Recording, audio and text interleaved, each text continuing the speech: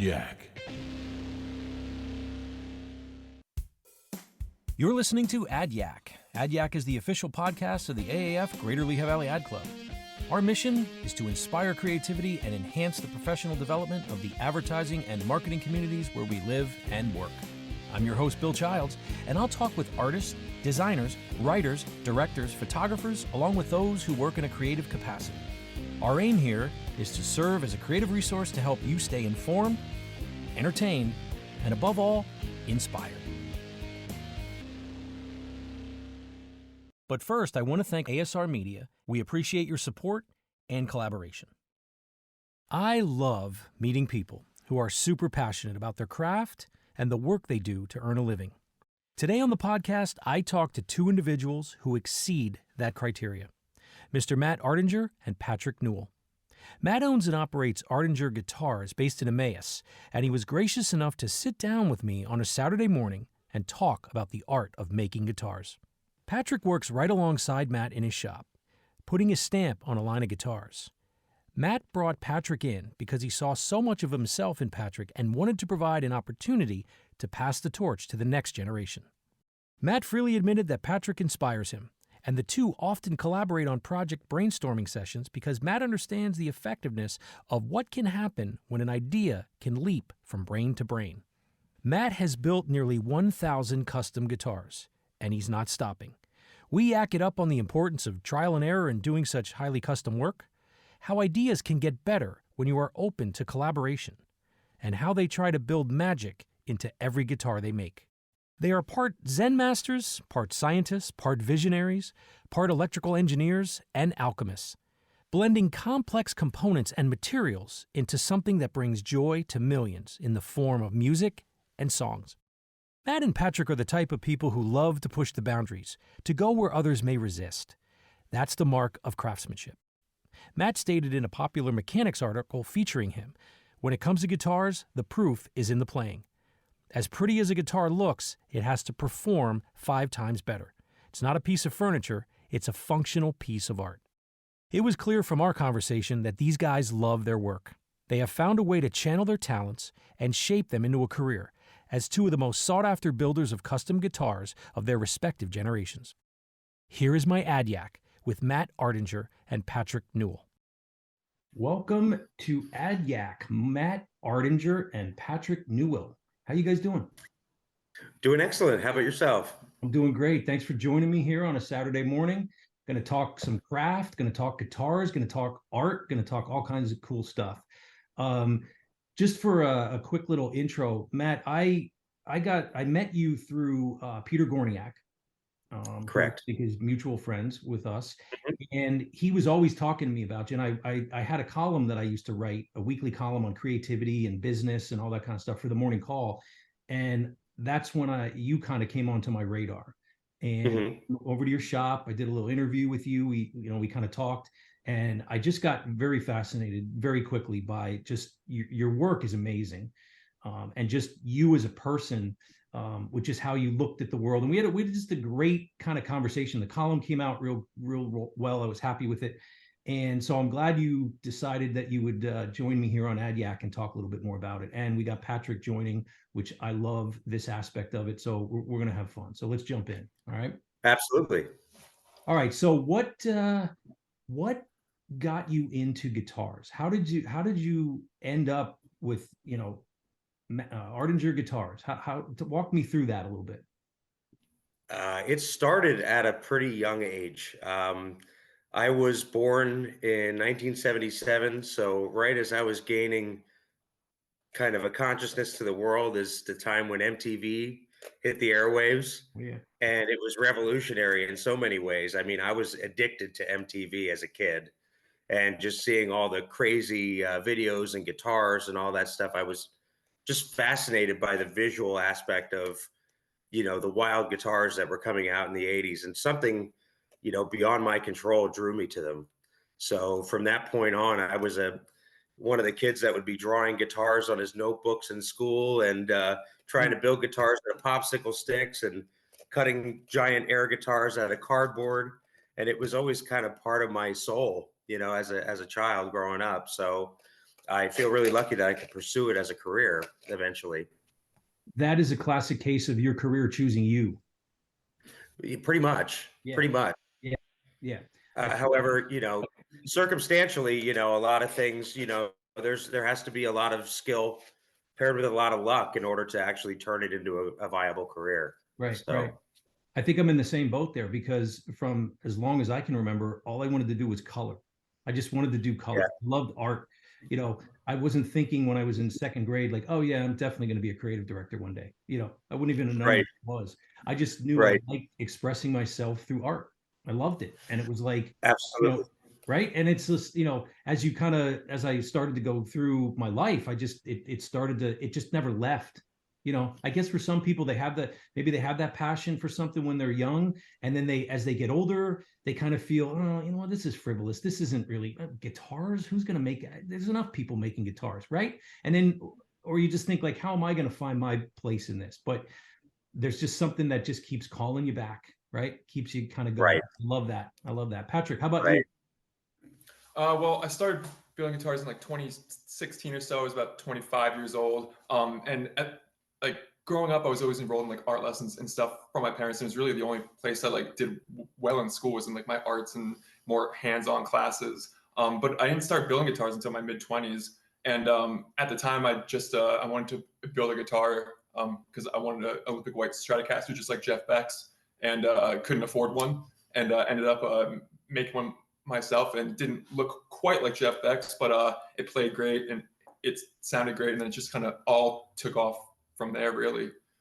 And yeah, and then here we are, like 7 or 8 years later. And now He's you're a heck of a working. guitar player too. Yeah. Oh yeah, yeah. And now you're working alongside Matt. Yeah, I work at his shop. He had very graciously opened up his shop in home to me a couple years ago. We met through a mutual friend who plays in a local band here. And yeah, I like to tell people that kind of like indirectly knew him through his instruments from a previous job that I had had.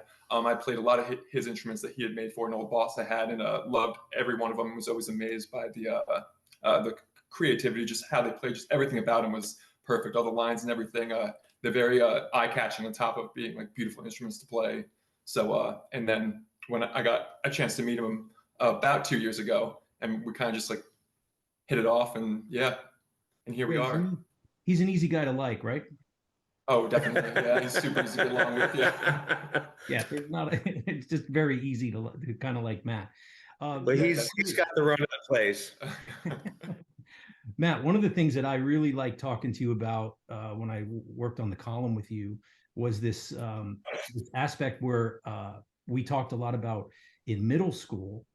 Hmm. I don't think they do it anymore. I could be wrong, but industrial arts, like there was an Yeah, industrial art segment that you can choose. So wood shop, printing, machine. I mean, I was working on equipment that could pull both my arms off pretty quickly, right? absolutely. Like if and middle school, like Yeah, in machine shop with flames and heat and torches, yeah, electrical, woodworking. I mean, with saws. I mean, amazing. Like, and I learned. I knew right then when I had that. I love the hands-on aspect of that. I was never going to be. I don't think someone that was going to be on the accounting side or accounting or doing math or anything like that. But if you gave me something that I could put together and work with my hands, I'm all in. And so for me, I know you talked about in the column about that a little bit. Talk to me about that. Your experience of in middle school and having those classes. yeah. I mean, from seventh grade on, I think seventh grade through senior year of high school, there was always some option for one of the industrial arts or art programs, and I would pretty much spend every free period where there wasn't a class, whether it was a study hall or anything, in one of those departments doing something. I got to become friends with most of the teachers, and they trusted me to come into their shop and do things when I had free time. So I took advantage of as much of it as I could. So I think without that being an initial background, I don't think I would have had as rapid of a start as I did when I was 19 years old and actually started the business. So, having that bit of initial childhood education went a long way. And it's kind of a shame that most of those programs are kind of going by the wayside. I'm not sure if it's due to liability. I'm not sure if Mm. it's due to, you know, budgetary cuts to promote other programs, but I just know that they're not what they once were, and it's kind of sad. I feel lucky that I grew up in the time that I did. 100%. I agree with that. Yeah. And then a big one for you, a big dot connecting was the custom cabinetry work that you did, right? Correct. And you can clearly see how that line connects, Yeah, you know. and that's still a passion of mine too. That I was lucky enough to have my first job being an assistant to a custom cabinet maker, and that was another huge experience. Having the ability to work on all kinds of machinery that I would pretty much base my entire further career off of. Right. So And I feel very lucky. yeah, and now you're paying it forward with Patrick, kind of in this, it's kind of coming full circle, right? You're now saying, "You know Absolutely. what? Now I'm going to give someone that experience that I got." Yeah.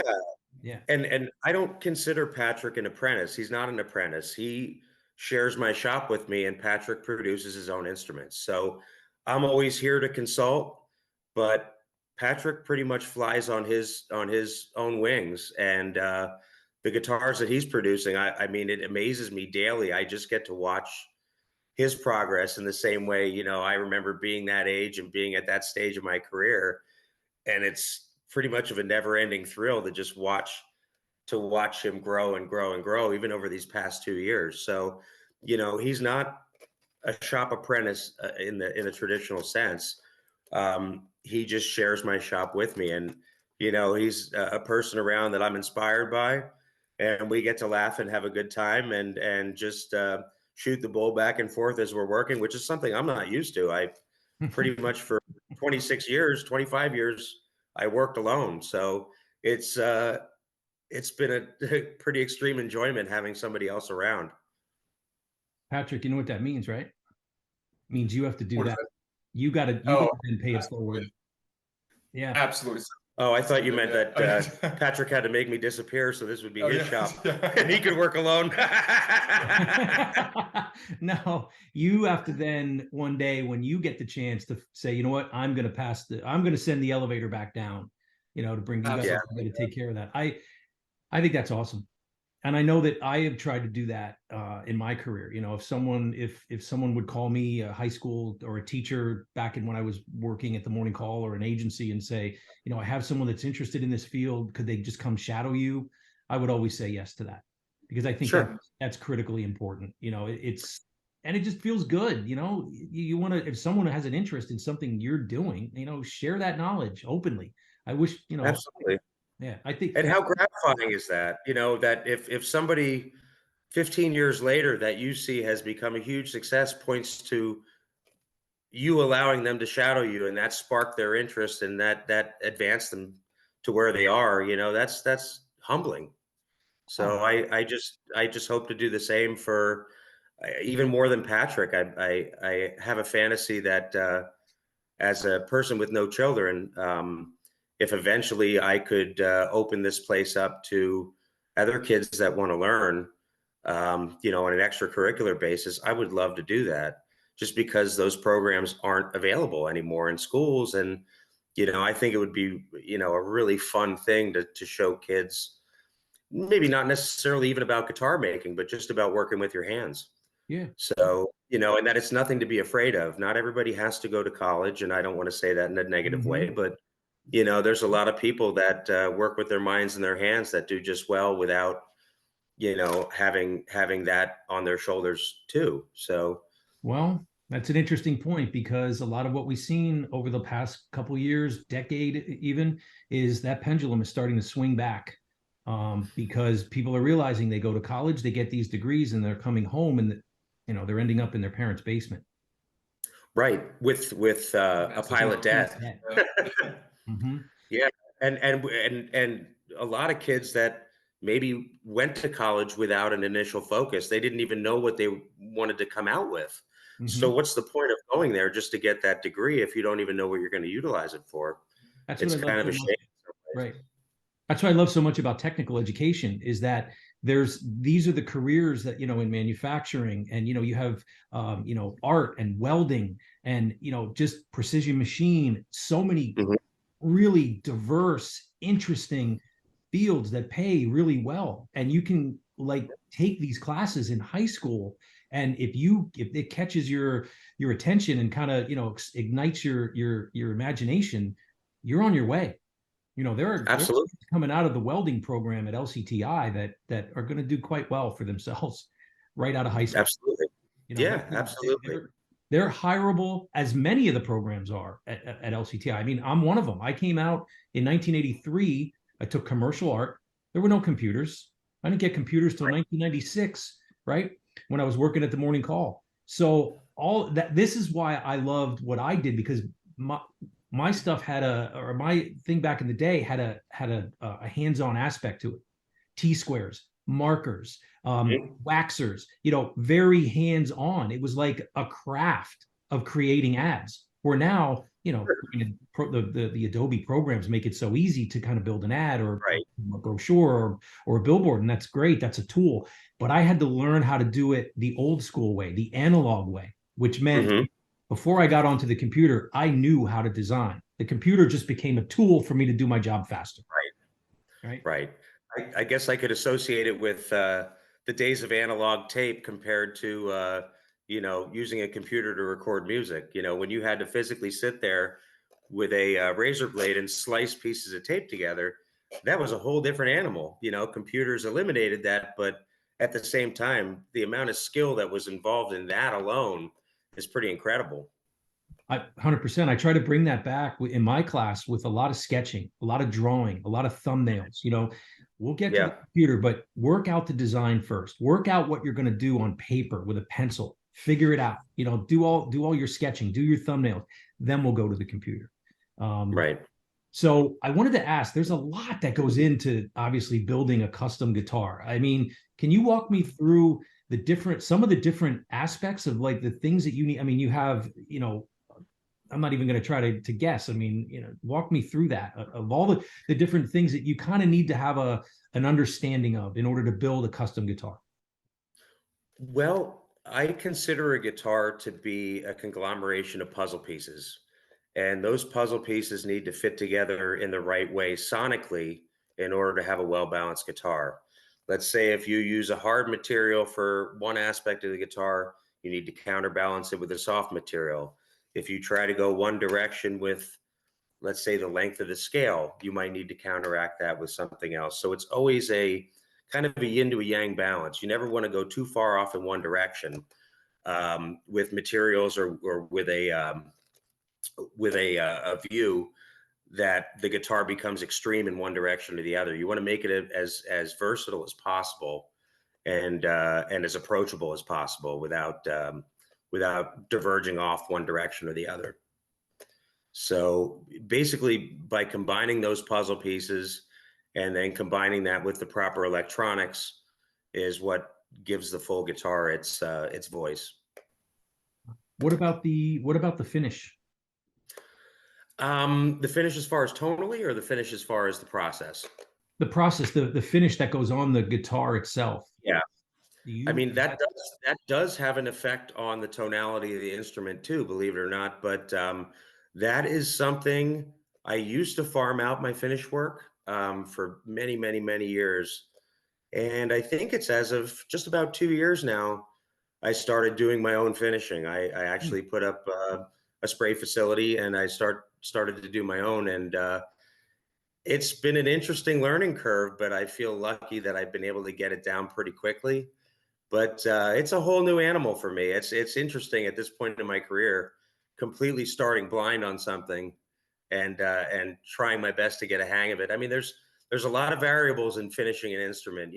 There's weather variables, there's moisture, temperature variables. There's a lot of little things that you don't expect. So it's been fun trying to keep up with it. But it's my new passion now is trying to really wrangle finishing as best as I can possibly do it.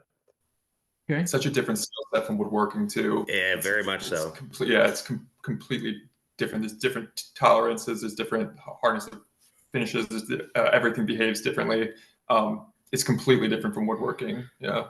Yeah. Sure. I mean, like the sanding and then the different finishes, and then right. I mean, it's Oh yeah. a whole other almost field in and of itself, right? And it's very time consuming too. I never really gave it the amount of credit that I should have over these years of just sending an instrument off and then getting it back how many weeks later, and it just looks like Christmas morning to me. I pick it out of a box and I get ready to put hardware on it and it's done. Now there's so much skill and time that goes into a proper finish that, and it can be frustrating at times, but at the same time, it's really gratifying when it turns out well. Sure, sure. So, Patrick, question for you: what do you see yourself doing in this career? Like, where do you want to take it? I want to take it as far as I possibly can. I definitely want to make a switch to this on like a complete full-time basis at some point here over the next year or two. Because right now I'm still very much part-time and doing other things to make ends meet and everything. But I view like Matt as like a really good template of like a person or a career trajectory that I'd like to be at, especially when I'm his age and however many years, My age. 15 years or whatever. Yeah. Build as many guitars as possible for as many people as possible. And yeah. So, Matt, do you see yourself in Patrick? Very much so. I think that's why we get along so well and why we clicked from the first moment we met. I see a ton in him. And as I was saying before, it's what's so neat to watch is that his trajectory is pretty much mirroring what mine was. So it's fun to be able to look at that from my vantage point now, being obviously older and in a little bit of a different spot.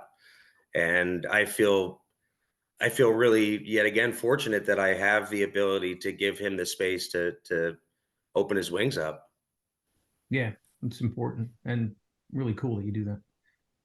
Much appreciated. Yeah. There's definitely a lot of creativity that comes into into play to building a guitar. So, this is a question for both you guys. What inspires you when you're making one?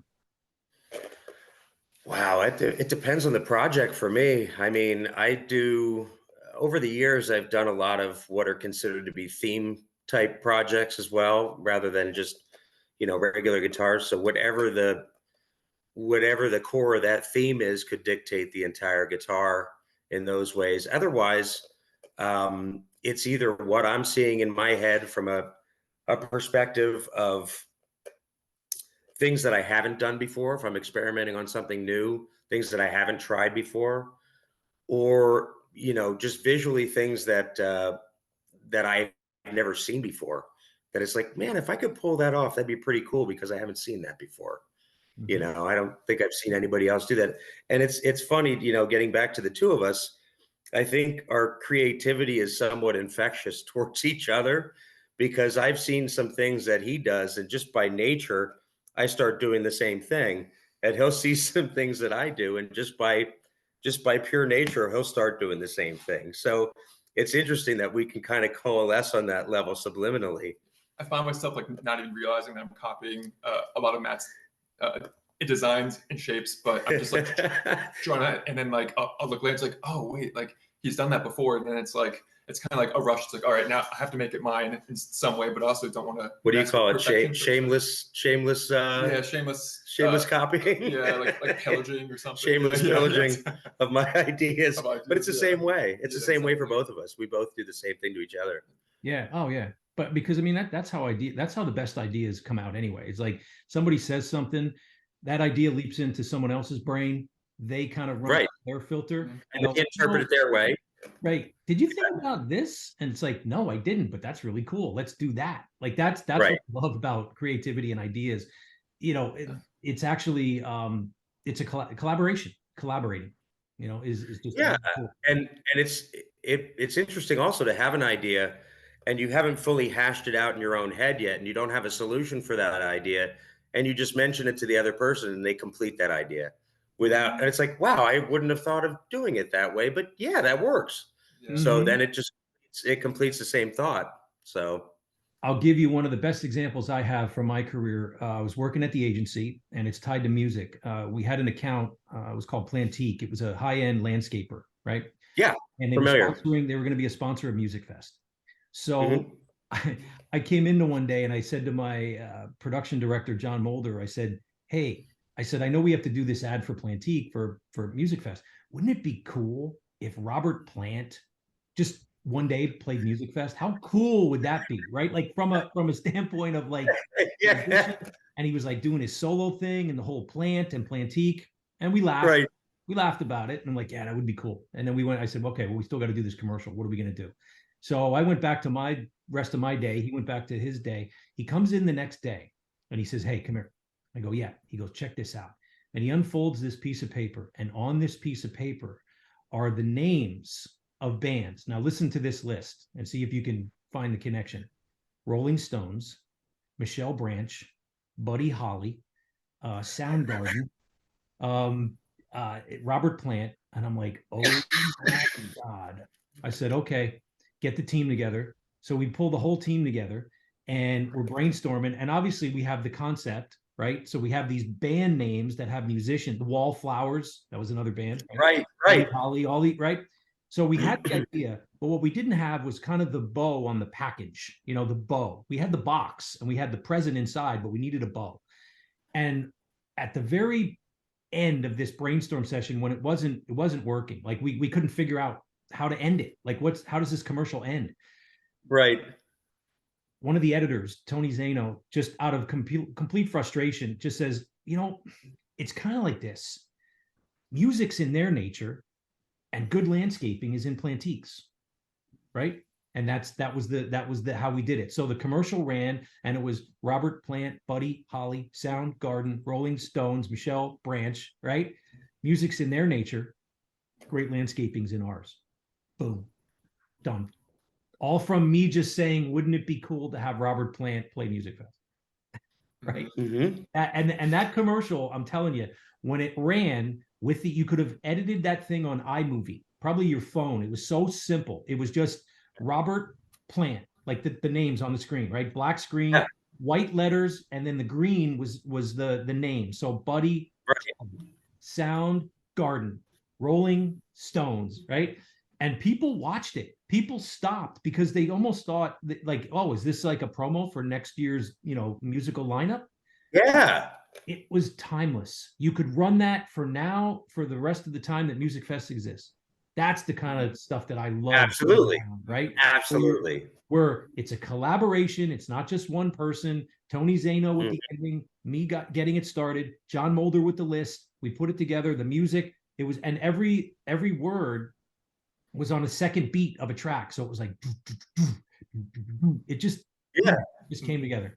And you probably get that a lot. What's that? I'm sure Plantique was thrilled. Oh God. Yeah. Are you kidding? Yeah. Yeah. And I'm sure you get that when everything you do to make that guitar comes together, you pull it out, you strap it on, and you strum that first chord. I mean, that's going to be magic. Absolutely. And what the other kind of magical thing is that sometimes instruments, you could plan things out to the nth degree and they'll still surprise you. Some in ways that you would never imagine. It's like, and not able to be necessarily easily replicated either. For some reason, you might have struck lightning in a bottle on this particular one, and you might chase that dragon the rest of your life because for whatever reason, that one is the one you're going to remember the rest of your life and go, I wasn't even planning on this guitar being that one, but it turned out to be that one. It's pretty ridiculous. I mean, there's only so much you can plan for when you're working with organic materials. I love that. That divine inspiration that happens, that touch of like, the spark of genius, that kind of absolutely right. And you're kind of like allowing that to happen. You're not going, oh, this is the part where we add the genius. Can we get the genius part in here? You're doing your craft, you're working, you're doing your thing. But that's the beauty of it, is like you're creating that environment to allow that to happen, right? and just magically the stars were aligned. You know, like I said, it wasn't, most of the time it's not even intentional. It just happens. One of the most So amazing feelings when ever. that does happen, it's pretty mind blowing. Yeah. You I'll tell you this one, and I want to get your thoughts on this, both of you. I love, I feel like I could get, like, if I was going to make a pumpkin pie, okay, I feel like I could get most of the ingredients, right? I could look up a recipe and kind of, you know, get most of the ingredients, but I feel like I could probably get it to 90% of what an amazing pumpkin pie could taste like, right? Mhm. I'd get to 90%. You'd eat it, it'd be edible, right? But to your point and what we were just talking about with this divine inspiration, I had a piece of pumpkin pie one time at this restaurant down in King of Prussia that when I took the first bite of this pie, I had to put the fork down. I had to literally compose myself and just be like, okay, what was that? What is that? Then I took the next bite and it would get my, like, there were like things firing in my brain that I wasn't expecting to experience. And that got me thinking, a lot of us can get to 90%, right? It's that extra 10% that sets you apart. Yeah. That's the craft. That's the, like, all the hours of like trying and failing, or trying a new thing and it doesn't work, and not giving up and then going back. And I wrote a column about that, actually. And I wondered about the person that made that pumpkin pie had to be on a whole, they're on a whole other level, right? Like, and talk to me about how you kind of navigate that world of craft, of making sure, because like you said, you could do everything right, but you know, sometimes you just get that little thing finds its way in, that magic finds its way in, and it's just like, whoa. Well, I can make an analogy, I think, that kind of sums it up without saying too much specifically. Um, when you compare most factory-made instruments, you might consider that, with the pumpkin pie analogy, you might consider that they're getting nutmeg in dried in giant 50-pound bags, where we're going out and picking our own fresh nutmeg. Right. And that could make the entire difference in a pumpkin pie. So A lot of those, you know, you could take that where you want to take it, but it's, I think that extra maybe 10 to 15% of attention to detail and product selection in what we do really makes a huge difference in the end result of a guitar. And I think it's very noticeable to a customer that picks one up, Yeah. that they just feel that it's different, you know? Yeah. Yeah, just like in cooking and baking, where ingredients make like all the difference in the world. In guitars, like the materials you use make all the difference in the world too. So like the woods you choose, how dry those woods are, and then like while talking about inspirations, like sometimes the wood tells you like which one of your instruments it wants to be, and then also like the wood, it might have like an imperfection, but the rest of it's absolutely gorgeous. Then you have to figure out, and you have to navigate that imperfection, either like really like sell that imperfection as part of the wood, because it's not Right. it's nature, it's not plastic, like Right. it's never perfect. So you can either cut out that imperfection and then add your own cool little design element to it, or you can kind of highlight that imperfection too, Make it a focal point. yeah, but no matter what, nature offers a lot of inspiration, at least to me too. Yeah. Yeah, I think some of the most interesting guitars I've seen lately are guys that take pieces of wood that have natural holes in them, you know, from bark or from damage or anything like that, and they'll use them as sound holes. You know, it's like, it's kind of like a live edge table kind of approach to a guitar. You know, they'll just use what Mother Nature gave that piece of wood already and use it to its advantage, which is pretty cool. It's kind of like the guitar equivalent of like a live edge table. Yeah. Yeah. Yeah, pretty it's much. Awesome. Yeah. You know, I just realized this talking to you. Maybe you've known this already, Matt, but like, you literally have art in your name. I do. That is true. I just thought of that. That is true. It's already baked in. The name, it's baked into the bread. It's right there. I don't know if it's an advantage or a disadvantage. Am I going to live up to my name? You have to, man. It's your part. It's right there. I know. That art endure. Sorry. Yeah. I get amused easily. So here's a question for you. Both of you. Who's your favorite guitar player? Wow, that's a pretty difficult one. I would say my favorite guitar player is Steve Kimmock, who Oh, was a former member in the circles of the Grateful Dead, and he's actually a Bethlehem native as well. And wow. I've been taking care of his instruments for about 22, 23 years now. And he is actually a person that's accelerated me as a person and me as somebody, the way I think about instruments. I mean, he is a very scientific type of soul when it comes to the playability and the sound of instruments. So he's taught me a lot. Wow. And he was actually, when I was in high school, I had no idea he was a local and I was a fan. So just being able to now be up close to him and get to see him play all the time, and even seeing him play in my house how many times a month, Wow. it's pretty cool. So he was been an inspiration for a very long time, even before I met him. So I think I would consider him to be my favorite guitar player. Nice. I love that. Patrick, how about you? Yeah, that's tough because I've so many. I really enjoy like or love a lot of the guys that like push the blues genre forward. So like if I had to choose one guitarist like listen to for the rest of my life, like Jeff Beck's kind of always number one for me.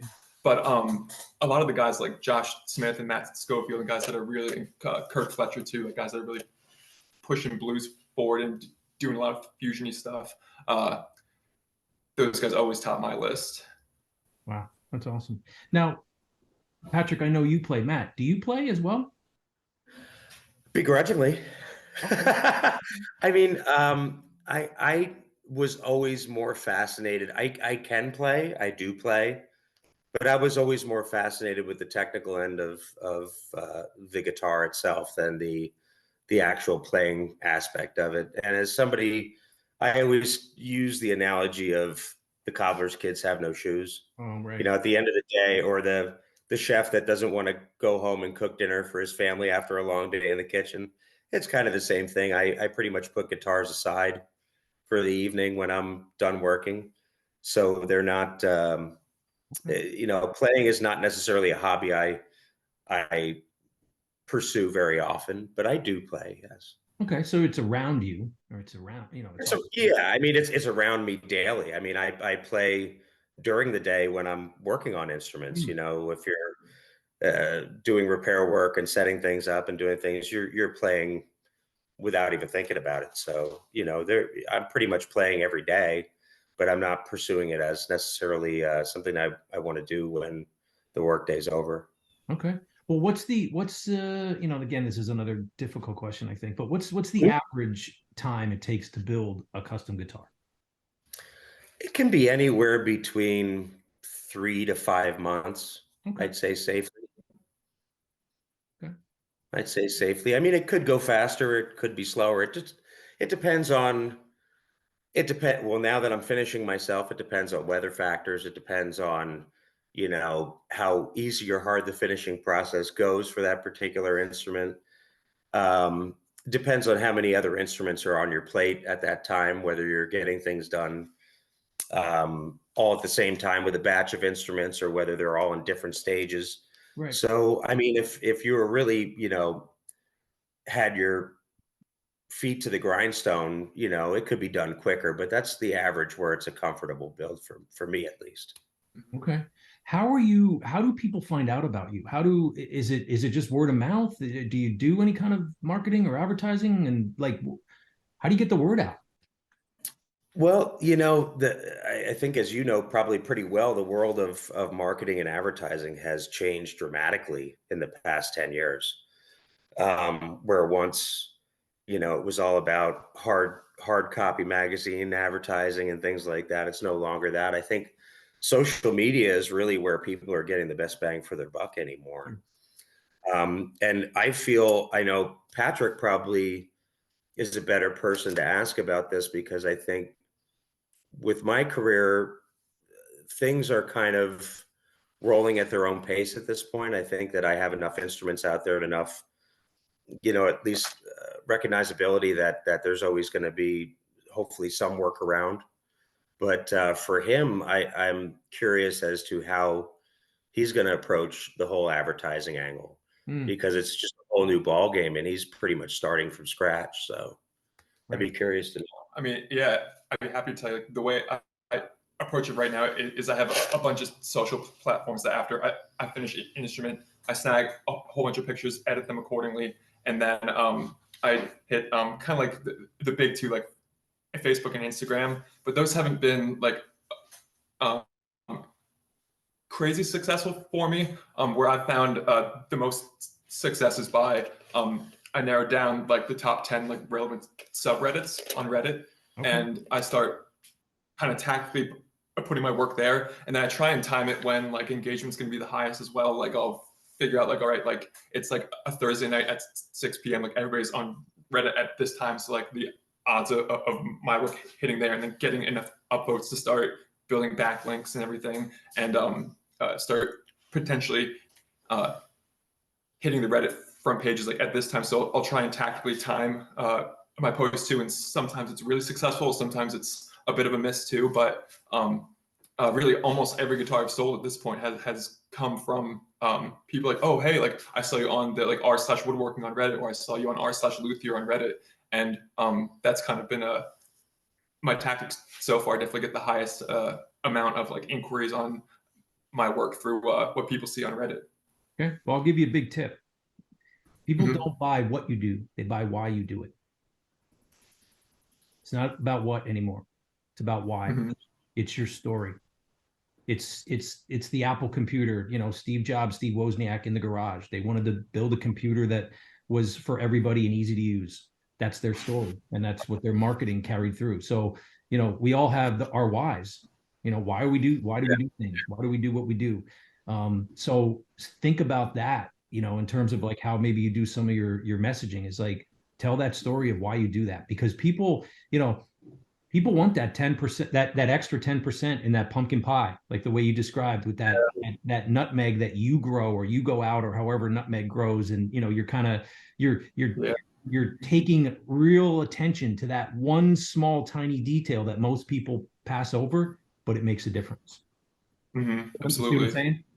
And then Yeah, it really doesn't matter so much what platform you're on, as long as you're telling that story, or you're constantly, and with with guitars, I mean, it's so visual, right? It's just Mhm. such, it show the work, it comes through. Like looking, I mean, Matt, when I saw your guitars in your shop, I mean, they were jaw dropping. I felt like I was in a museum, and they were just like thank you. so reverent, just like, my God, look at these things. And then they're, when you think about when you make something that you then put out into the world, and it goes out, and then its job is to like bring people joy, right? Like it's Yeah, like, I mean, that's the whole other side. It's getting all zen, but like, it's gonna, the sound that's going to come out of that instrument is probably going to help somebody get through a tough time, sure, Mm-hmm. or the loss of a loved one, sure. or right. I mean, isn't that kind of that's really cool. Absolutely. And I think we can both say for certain that our passion is built into every instrument we make, and it shows because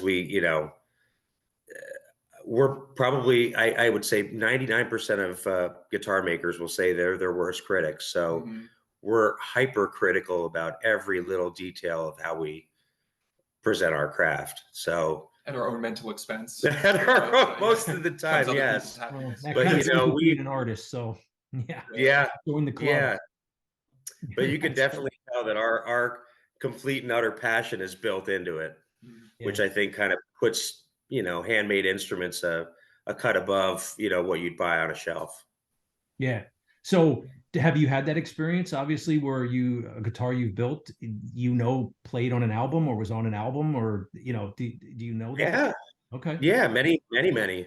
And what's weird is that, I mean, I won't get into specific names, but Mhm.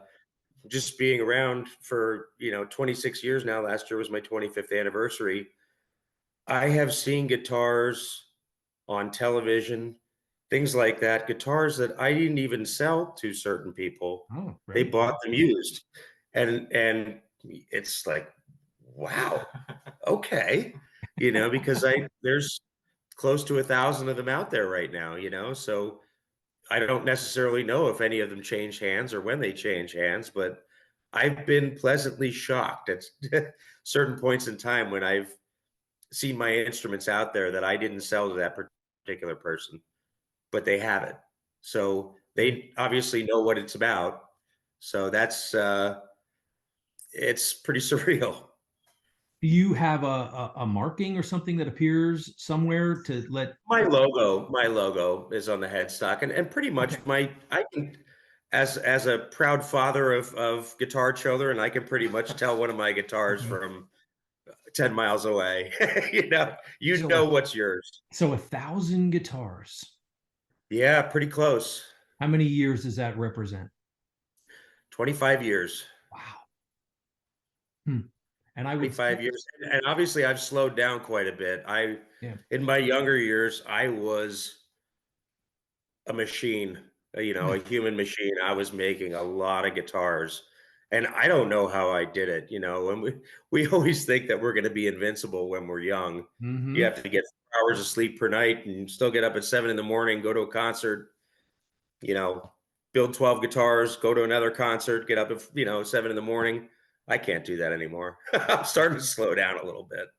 But I think the good news about that is that I'm concentrating more on projects that really pique my interest rather than just, making every guitar that's available to make. Right. So I think that was my growth phase. And now my phase is to really, really fully hone my craft to the absolute best I can. So would it be fair to say when you start a project, a new project, you bring all those years of knowledge, right? All the years of working on it, or working, not working on it, but working, building Mhm. guitars. Fair to say that you still have that fire, you still have that passion, you still I have do. that kind of like, okay, this is going to be the best one ever, right? I do. And if I think if any of us didn't, we wouldn't be doing it. Whenever a new project starts, it's the most exciting time ever because we think, oh my gosh, this is the one that's going to hit. Mhm. This is the one where I have this vision in my head and it's been locked in my brain for maybe a year or more. And now I'm going to start it. So it's an exciting time when you get to start something new, especially if it's something you've been planning to do, but you just haven't had the time to do. And now is the right time. Those are the best. I mean, it's like Christmas morning, whenever you Yeah. wake up and get to your shop on those days. Well, I'm just a big fan of things that are custom and made, by hand, whether it be, a suit or a meal or, anything. There's, especially if it's made by someone that has the craft and is in pursuit of being the best that they can be. You know, Hmm. you can taste it in a meal, you can feel it in the clothing that when someone made Sure. something custom, and if I was a guitar player, I'm pretty sure that if I strapped on an Artinger, I would feel it. It would come through. Yeah. Like Yeah. yeah. And I love that. I love people that are in the pursuit of that type of that extra 10%. To me, Hmm.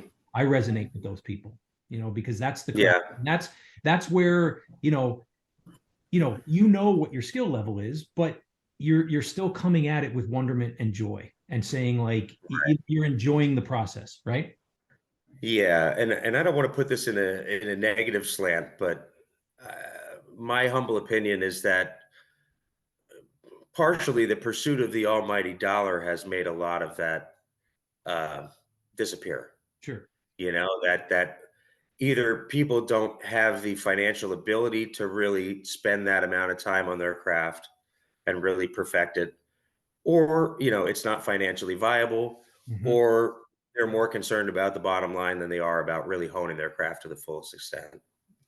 So like I said, I don't want to say that in a negative way to any other businesses, but I feel lucky that I can still hone my craft to the best of my abilities and still be able to survive and make a living, And because not that's compromise. important to me, And not compromise. and not compromise, you know. My last role prior to going into teaching was at a company called Kitchen Magic, where I was the creative director there, and the owner of one of the owners of Kitchen Magic, Brett Baccio, is a guitar player. I know he was going to try to meet up with you, and it was right before COVID happened. And I said, like, hey, have you been talking to Matt? You might have exchanged some emails, but he's a really good guitar player. And he says, I just know that if I go over there, I'm going to end up buying something. That doesn't sound like a bad thing. But I wrote a column about him because what had happened to him was when he was learning to play guitar, his parents bought him a Sears, right? He said the strings were like barbed wire, like they were so thick, right? And his hands weren't small or too small to kind of play all the chords. And the one chord that tripped him up, again, not being a guitar player, was the F chord. Okay. Okay. So he just couldn't get it. I don't know if that meant like the depression of the chord to the fret, or like, his hands weren't long. I don't know. But he said he wanted to quit. He got frustrated, right? And his parents said, no, you bugged us for this guitar. You're going to keep, so he pushed through. His guitar teacher, they worked on it. He got it. He finally got the F chord, and then opened it up. That was like, oh, okay, now we're on our way. And I said, he's a phenomenal guitar player. I've seen him play live. I hope you guys get to connect. His name's Brett Baccio from Kitchen Magic.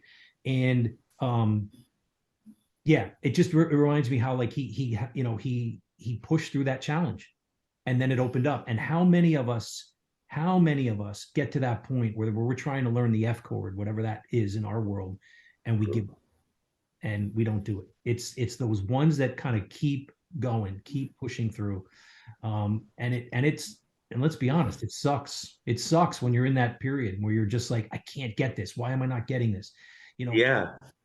It's just, but yeah. Yeah. No, keep going. I'm sorry. No, I'm just saying I don't know what to tell people in terms of it. It sucks, but you got to keep going, and just, you will get it. You will eventually get it.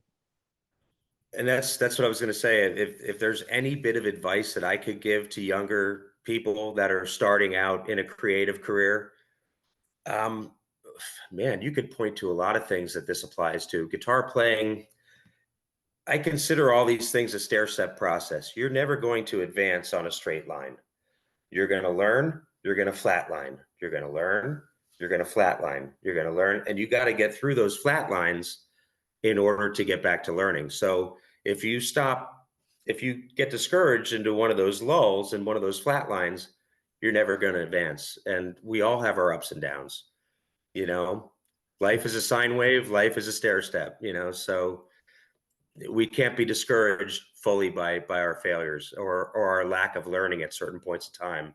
It happens in bits and pieces, and that magic hits when you least expect it sometimes. 100%. I agree. Well, Matt and Patrick, this has been fun. I could keep going.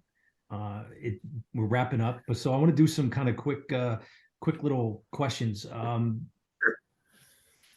Patrick, would the 8-year-old version of you be happy with where you're at right now? Oh, definitely. Yeah, definitely. Because at 8 years old, I was still taking art lessons after school at the Trexler Town Mall. So yeah, definitely. Good. Yes, yeah. Good. I think you'd be pleased. Yeah. Matt, what about you? Is the 8-year-old version of Matt? I'm so old now, I don't remember 8 years old. No, yeah, absolutely. Absolutely. For me to think that I would even have this career, let alone have held on to it for as long as I have, that's a dream come true. And regardless, I have nothing to be ashamed of from this day forward.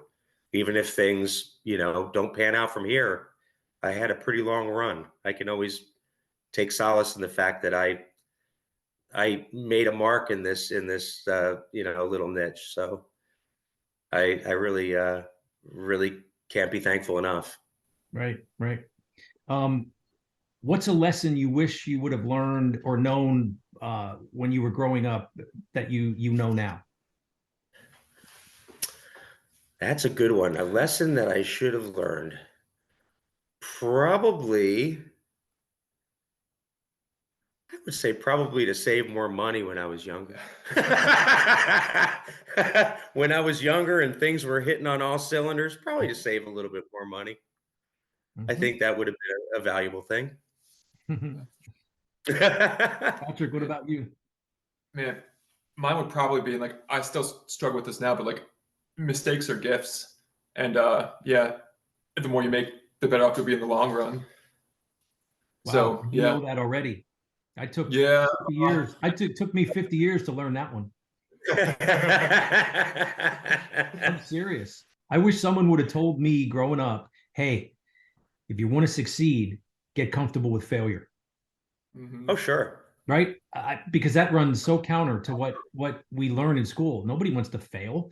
Nobody wants to or give the wrong answer, right? But that's how learning happens. You have to be willing to put yourself in a situation where you're not 100% confident or comfortable. You try it, you fail, you learn, you move on. And that's how you learn, and that's how you grow. So I love that. Yeah. That's a big one. Yeah. And not many instructors tell you, I don't care who you are or what you do, you're eventually going to fail. So just be prepared for it. You know, not everything is an upward trajectory. So it's all about how you handle it. Yeah.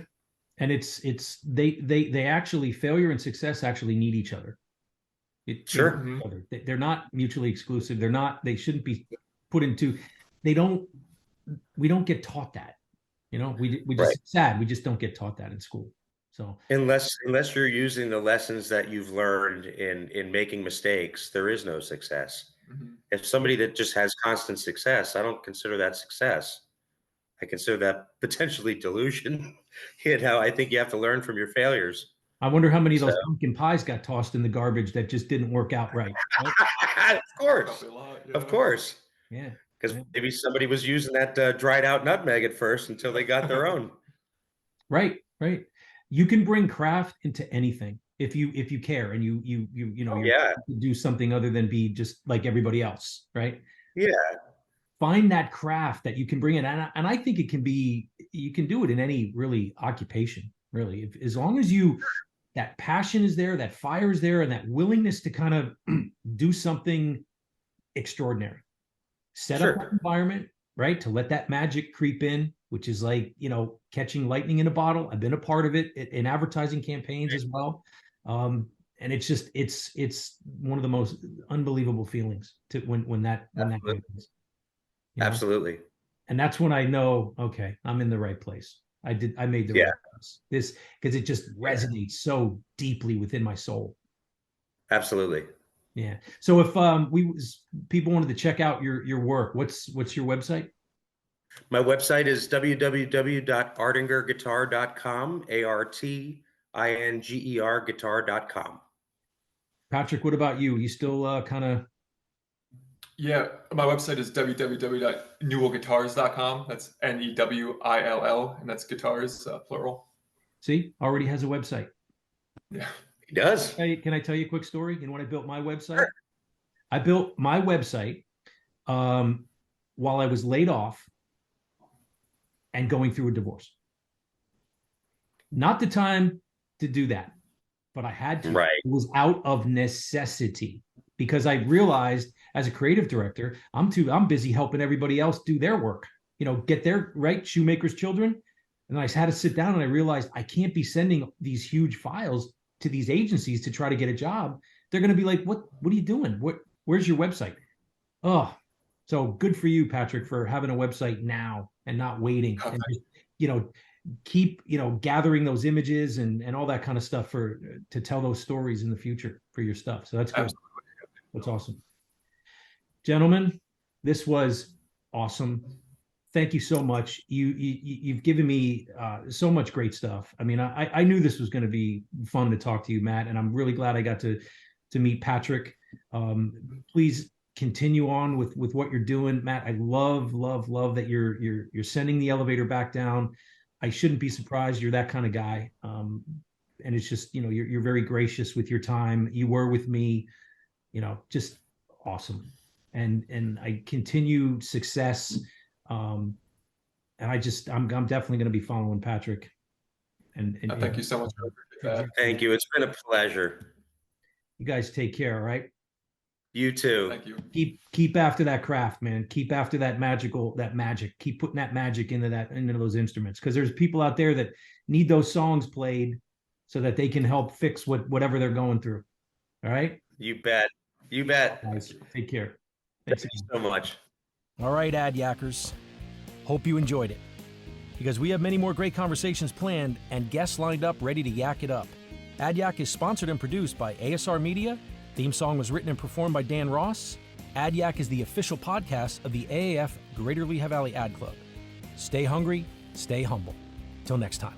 This episode of Ad Yak is rated O for, oh man, that was good.